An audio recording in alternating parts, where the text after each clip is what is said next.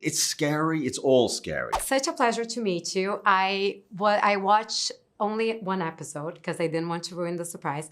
And one of the things that I kept thinking is that this is the monster, the psycho that inspired a lot of these terror films that we've seen.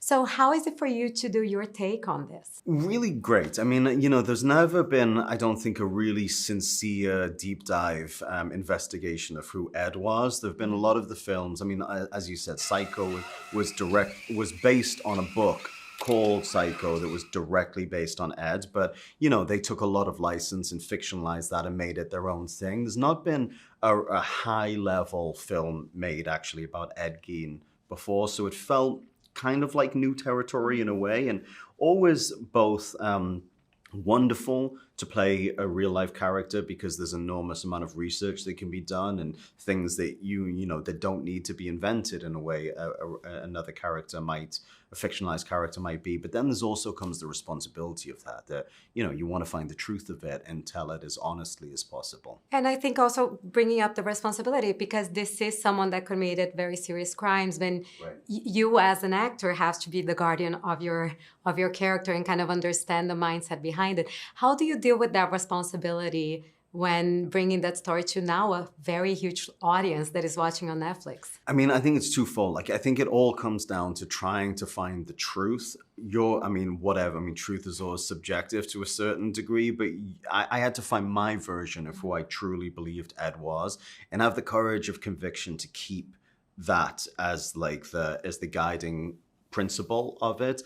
And I certainly didn't want to absolve Ed of his crimes, and be oversympathetic or over-empathetic towards him. But I also really didn't want to vilify him. As long as we weren't glorifying what he did and just told a very honest version of how a human being becomes a monster, I felt like we were being responsible enough. Now, on all your research, what was the thing about him that surprised you the most? Was there anything that you particularly thought, okay, like this is scary? Well, I mean, it's just it's scary. It's all scary. I mean, he was a scary dude, but it's also so tragic. I mean, the thing that I was fascinated on is really his first crime. He may or may not have killed his brother. That's all conjecture. Nothing is confirmed about that. But there is certainly a chance that he did. But if you take that out of the equation, he lived for 43 years without ever committing a crime. His mother died, who was his only friend and only his only real contact with the world was through his mother, and she died when he was 41, and he was so alone and so lonely and missed her so much that his first crime was to go to the cemetery to dig her up.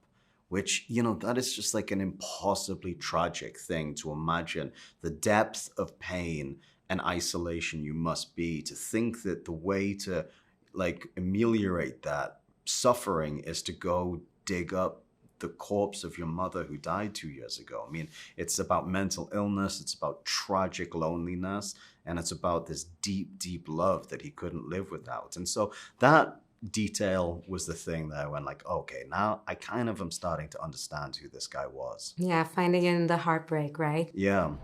You're working too fast. I'm sorry, Mother.